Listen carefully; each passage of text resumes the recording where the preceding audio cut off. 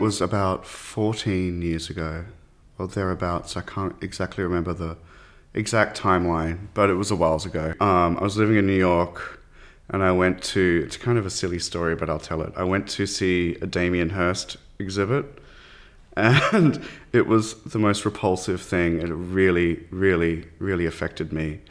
I was so disgusted by the fact that I was ingesting that stuff. And it took that massive kind of visual for me to have that realization. I think it's very easy for people to be in denial about certain things like that. And it was, I don't know, it was an immediate conviction. I just stopped and I've never missed it. I've never missed it at all.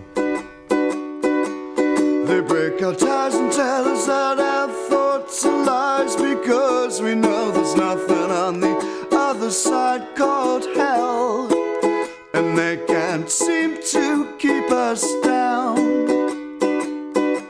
I grew up being a massive carnivore. I grew up in rural Australia. It was farming area, and it was pretty common for the farmer to sort of slaughter an animal and for food. As a child, it wasn't the nicest thing to kind of witness, and I have memories of seeing cattle being slaughtered, and also for me it was even worse if a chicken got slaughtered, because we kept chickens and I would feed them, and they sort of were part of my life, you know.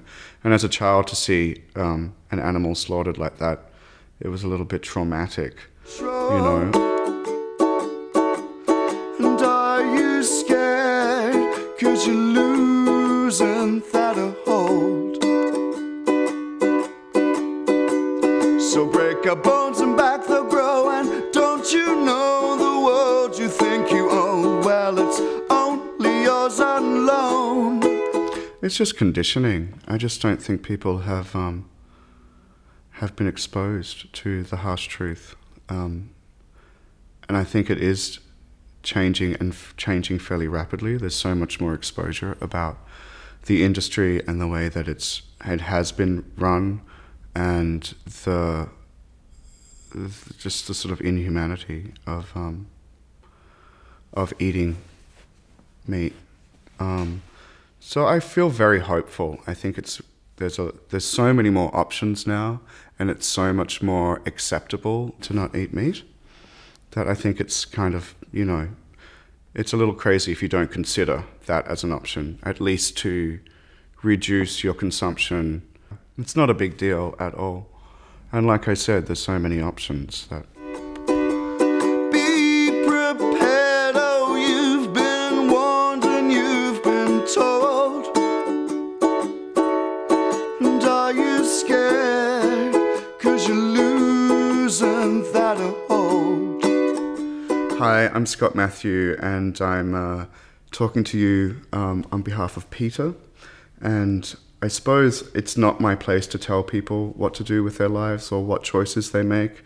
And all I will say is that I made a choice that I find to be a real positive in my life, and that was to stop eating meat. And I would strongly urge you to consider to maybe do the same. Just at least think about it. It'll be life-changing in a really positive way.